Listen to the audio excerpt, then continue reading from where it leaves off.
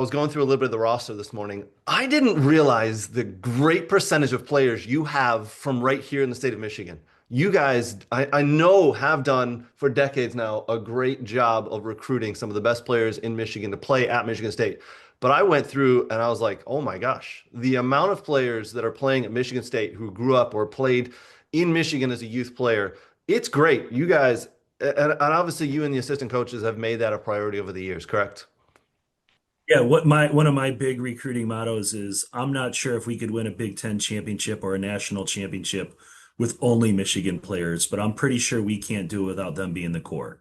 And you see that, we've got some talented players that are not from the state of Michigan in our lineup.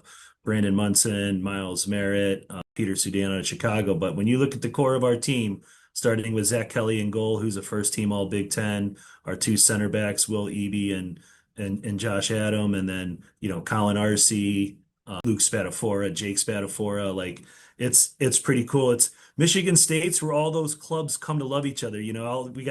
I got a Wolves and a Jaguars center back pairing with a Vardar six in front of them. I mean that's we're kumbaya here.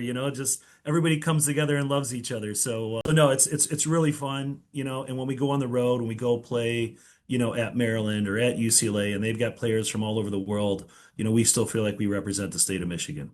It is awesome. And that is one of the things I want to say.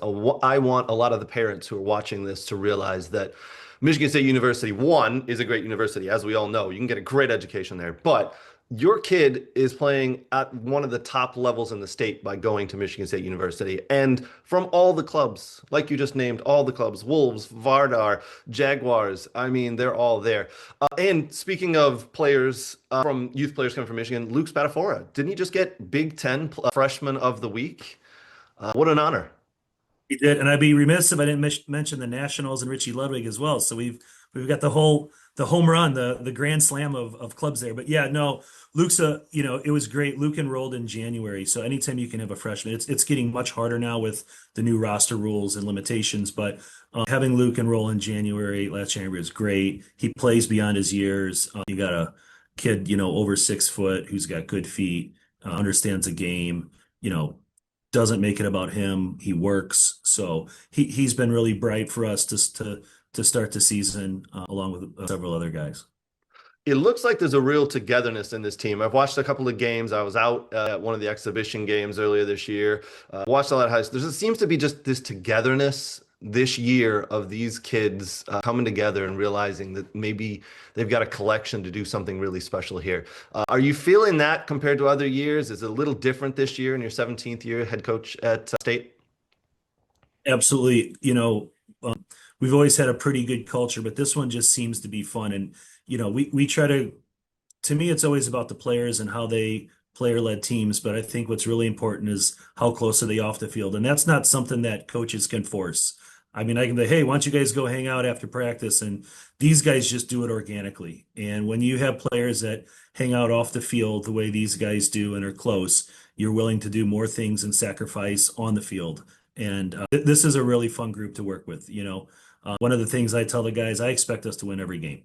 Yep. I do. I expected us to beat Pitt at Pitt, number 7 on the road. I feel like if us coaches, do our job in scouting and put the time in, and if the players train well for the week, we feel there's no team that we can't beat in the country.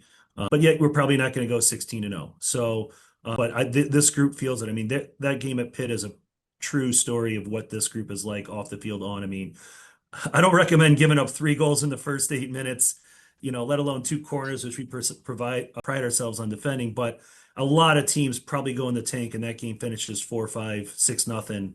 And we came back and probably were unfortunate not to tie it. Really outplayed them, out XG'd them for the last 70 minutes, and that says a lot about this group.